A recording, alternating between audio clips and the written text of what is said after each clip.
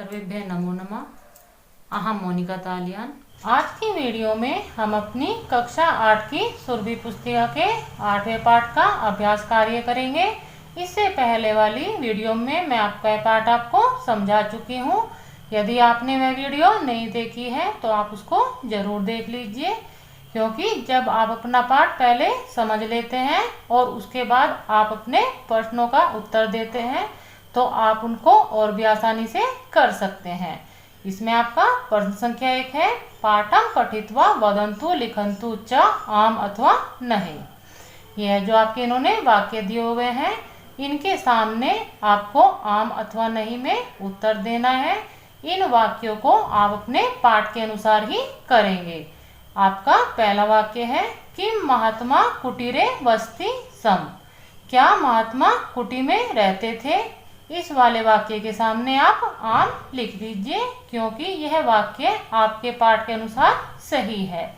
किम नागरिकः आत्मनः पूजायै आगच्छत्। क्या नागरिक महात्मा की पूजा के लिए आए थे। यह वाक्य आपके पाठ के अनुसार सही है, तो आप इसके सामने भी आम लिख दीजिए। किम महात्मा रात्रौ भोजनम आखादत। क्या महात्मा ने रात्रि में भोजन खाया। यह आप जानते हैं कि महात्मा ने रात्रि में भोजन नहीं खाया, वह भूखे ही बैठे थे, तो आप अपने इस वाक्य के सामने नहीं लिख दीजिए। किम नागरिकेण अपराधः अनुभूतः। क्या नागरिक के द्वारा अपराध की अनुभूति की गई।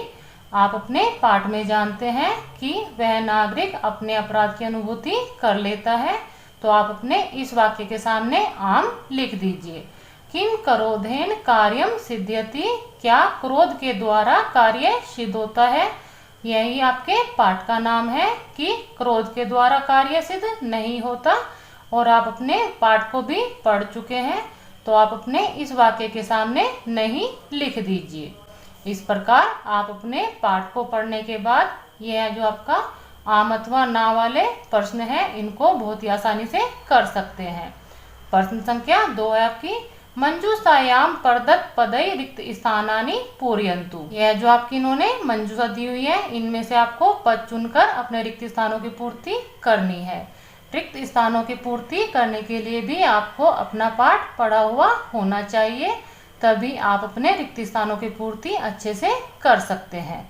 यह कार्य मैं आपका कर चुकी हूँ, आप इसको समझ लीजिए। महात्मा विट्ठोवा भोजनाय तस्य जनस्य गृहम् आगच्छत्। महात्मा विट्ठोवा भोजन के लिए उस आदमी के घर गए। सः पुनः रात्रौ बुभुक्षितः आतिष्ठत्। वह रात्रि में दोबारा भूखे बैठे रहे। पुरुषः महात्मनः चरणयोः आपतत्। पुरुष महात्मा के चरणों में गिर गया। महात्मा शांत भावेन आवदत्। महात्मा शांत भाव से बोले। अक्रोधेन जनः विजयं लभ्यते। बिना क्रोध के ही लोग पर विजय प्राप्त की जा सकती है। इस प्रकार आप अपनी मंजूषा से यह सभी शब्द लेकर इनको पूर्ण कर दीजिए। प्रश्न संख्या 3 है आपकी, मंजूषायाः उचितम विपरीत पदम चित्वा लिखंतु। यह जो आपकी इन्होंने मंजूषा दी हुई है, उनमें से आपको इन पदों के विपरीत यानी कि विलोम पद चुनकर लिखने हैं। यह कार्य भी मैंने आपका किया हुआ है। यहाँ पर रात्रौ आपका पद है, उसका जो विलोम होगा वह आपका है दिने। अपमानः, अपमाना का विलोम है आपका सम्मान। क्रोधेन का विलोम है आपका आक्रोधेन। पर्याप्तम का विलोम है अपर्याप्तम। वैरेन का आपका विलोम है मित्रतया। इस प्रकार आप अपनी मंजूषा से इन पदों का विलोम शब्द चुनकर लिख सकते हैं। प्रश्न संख्या 4 है, एतेषां प्रश्नानाम् उत्तराणि एक पदेन वदन्तु लिखन्तु च। यह जो आपके इन्होंने प्रश्न दिए हुए हैं, इनके उत्तर आपको एक पद में लिखने हैं। के महात्मनः दर्शनाय आगत्य तम स्वगृहम् आगन्तुम् आमंत्रयन्ति सम। कौन महात्मा के दर्शन के लिए आकर उनको अपने घर आने के लिए आमंत्रित करते थे। इस वाले प्रश्न का उत्तर होगा आपका भक्तः की भक्तगण। नागरिकः किम आवर्त्य कुत्रचित गतः आसीत्। नागरिक क्या बंद करके कहीं गया हुआ था। इस वाले प्रश्न का उत्तर है आपका कपाटम। कपाटम का अर्थ है आपका किवाड़। विट्ठोवा इति विशेष्य पदस्य विशेषण पदम किम। जो आपके पाठ में विट्ठोवा पद आया है वह आपका विशेष्य पद है। विट्ठोवा पद का विशेषण पद क्या है? तो आप अपने पाठ को पढ़ चुके हैं कि विट्ठोवा पद का जो विशेषण है वह महात्मा है। तो आपके इस प्रश्न का उत्तर होगा महात्मा। एक पदेन में आपके शेष प्रश्न है, केन वैराणी न सामयंती। केन वैराणी का अर्थ है आपका कि किसके द्वारा शत्रुता शांत नहीं होती। इस वाले प्रश्न का उत्तर है आपका वैरेण की वैर के द्वारा। कह रात्रौ बुभुक्षितः आतिष्ठत। कौन रात्रि में भूखा बैठा रहा। तो आपके इस वाले प्रश्न का उत्तर है महात्मा विट्ठोवा। इस प्रकार आप अपने एक पदेन वाले प्रश्नों के उत्तर बहुत ही आसानी से कर सकते हैं। प्रश्न संख्या 5 है आपकी, एतेषां प्रश्नानाम उत्तराणि पूर्ण वाक्येन वदन्तु लिखन्तु च। यह जो आपके इन्होंने प्रश्न दिए हुए हैं इनके उत्तर आपको पूर्ण वाक्य में लिखने हैं। मैं जो आपके प्रश्नों के उत्तर बताती हूँ वह अपने अनुसार बताती हूँ। यदि आपके अध्यापकगण या अध्यापिका इन प्रश्नों के उत्तर इनसे भिन्न बताती है तो आप उनको ही कीजिए। केवल आप अपने प्रश्नों को समझ लीजिए जिससे आप अपने प्रश्नों के उत्तर बहुत ही आसानी से कर सकते हैं। महात्मा विट्ठोवा कुत्र वसति सम। महात्मा विट्ठोवा कहाँ रहते थे? इस वाले प्रश्न का उत्तर है महात्मा विट्ठोवा एकस्मात् नगरात् बहि कुटीरम निर्माय वसति सम। महात्मा विट्ठोवा एक नगर से बाहर कुटी का निर्माण करके रहते थे। दूसरा प्रश्न है आपका, नागरिकः बहि किमर्थम न आगतः। नागरिक किस लिए बाहर नहीं आया? नागरिकः गृहे कस्मिंश्चित् कार्ये संलग्नः आसीत् एतत् कारणेन सः नागरिकः बहि न आगतः।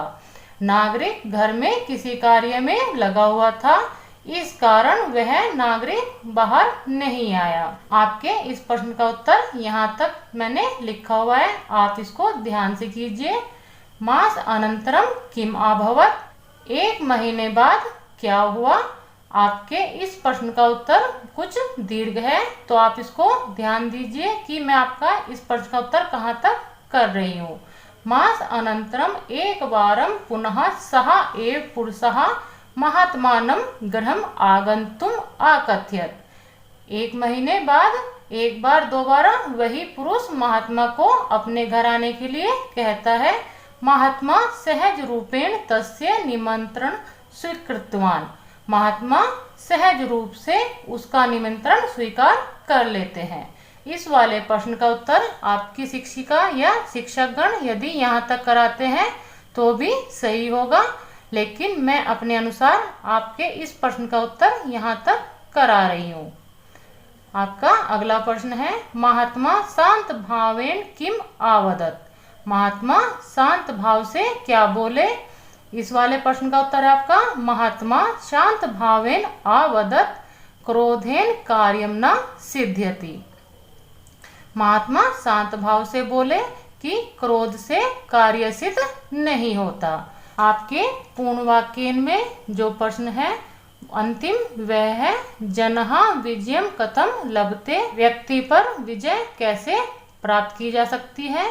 इस वाले प्रश्न का उत्तर है आपका जनः विजयम अक्रोधेन शांतया सम्यः सहनशीलतया एव लभते न तु क्रोधेन।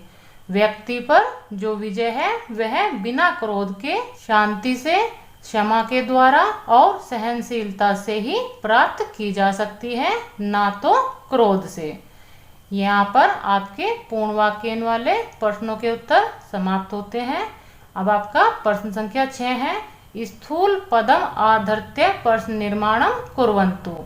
यहाँ पर जो आपके वाक्य में स्थूल पद दिए हुए हैं उनके स्थान पर आपको अपने प्रश्नवाचक शब्दों का प्रयोग करते हुए वाक्यों का प्रश्न निर्माण करना है।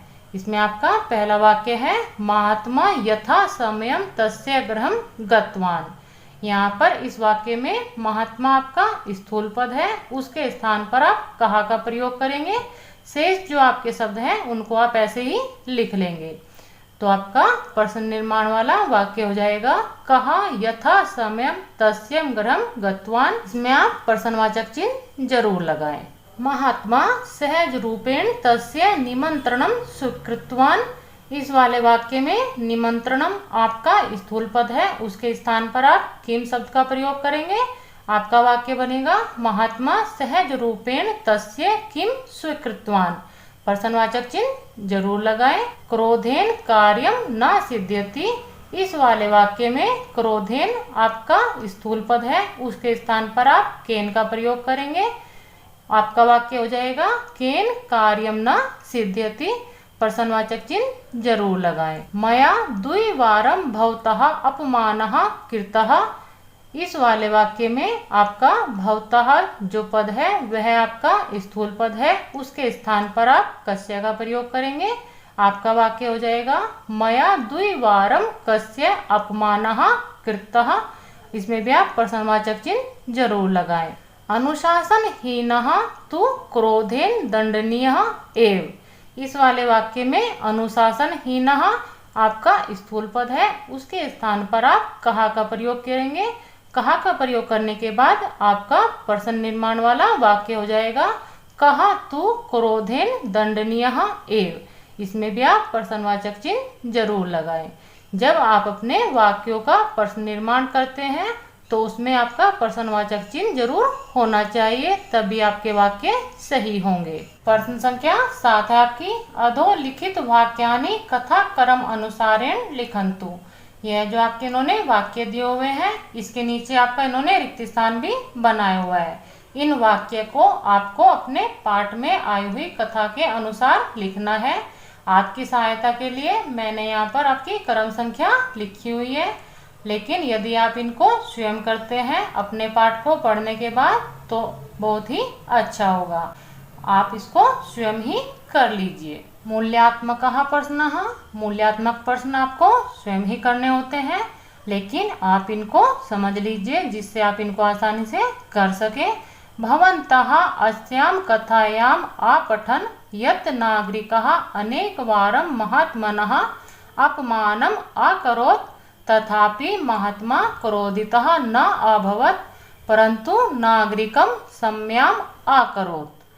भवन्तः अस्याम कथायाम का अर्थ है कि आप सभी ने इस कथा में पढ़ा है, यत् माने कि नागरिक अनेक बार महात्मा का अपमान करता है, तथापि तब भी महात्मा क्रोधिता न अभवत्। महात्मा क्रोधित नहीं होते, परंतु नागरिकः सम्यम् अकरोत्, परंतु नागरिक क्षमा मांगता है।